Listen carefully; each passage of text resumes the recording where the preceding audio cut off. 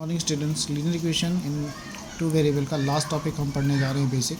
ये बीच में थोड़ा सा पोर्शन रह गया था जो मैं नहीं बता पाया था, अब मैं इसे बता रहा हूँ।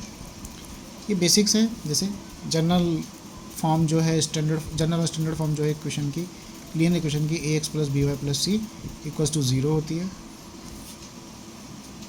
दो इक्वेशंस हमें गिवन होंगी, a1 b1 c1 a2 b2 c2 कहेंगे दूसरी इक्वेशन को, कि कोफिशिएंट्स को।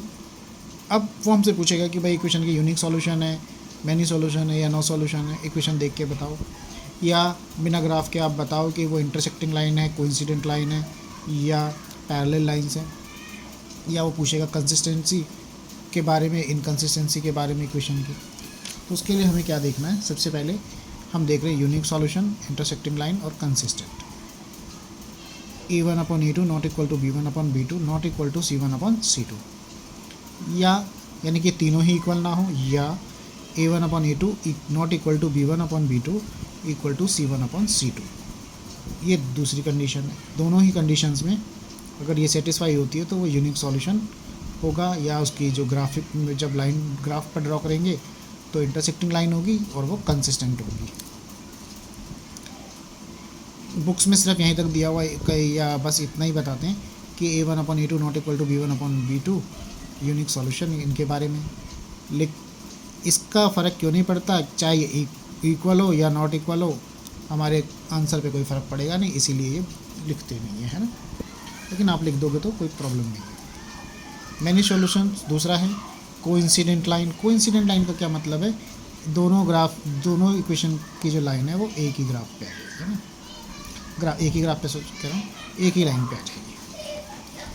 मैनी सॉल्यूशन क्या चेक करना है, a1/a2 equal to b1/b2 equal to c1/c2, और ये भी कंसिस्टेंट होती है, यानी तीनों इक्वल होनी चाहिए। No solution.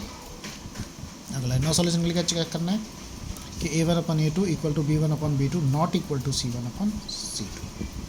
नो सॉल्यूशन के लिए पैरेलल लाइन्स है और इनकंसिस्टेंट है। पैरेलल लाइन मैंने पिछले ग्राफिकल मेथड में बताया था, पैरेलल लाइन आ गई थी हमारी, तो उसमें आप चेक करोगे तो a1/a2 not equal to b1/b2 not equal to a1/a2 equal to b1/b2 equal to c1/c2 not equal to c1/c2। अब मैंने इसमें एक एग्जांपल लिया है, आप समझिए उसे, देखिए। 3x plus 2y equals to -1 और दूसरी है 2x minus 3y equals to 4। अब पहले आप इसको इसी फॉर्म में कन्वर्ट करो, है ना, इक्वल टू 0 करना है इसको इस फॉर्म में। तो इस फॉर्म में कन्वर्ट करने के लिए -1 को यहाँ लिया +1 हो गया, +4 को यहाँ लिया -4 हो गया। अब इसमें x का कोफिशिएंट जो है वो a1 है, y का कोफिशिएंट जो है वो b1 है और कांस्टेंट नंबर c1 है।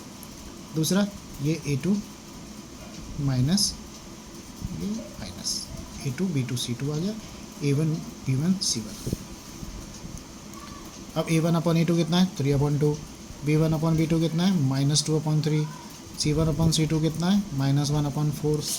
अब इसमें चेक करें, here क्या हुआ है, a1/a2 not equal to b1/b2, ये 3/2 है, वो 2/3 है, नॉट इक्वल टू c1/c2। तीनों ही इक्वल नहीं है, तो तीनों ही इक्वल नहीं है तो हमारे पास ये रहा, तीनों ही इक्वल नहीं है, यूनिक सॉल्यूशन है इसके, है ना। तो मैंने तीनों ही लिख दिए, इक्वेशन हैज़ यूनिक सॉल्यूशन, है ना।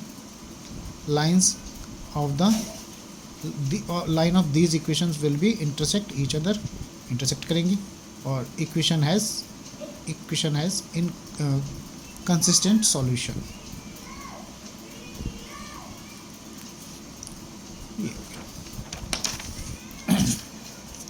तो ये टॉपिक आज का था हमारा, ये चैप्टर हमारा फिनिश हो गया है।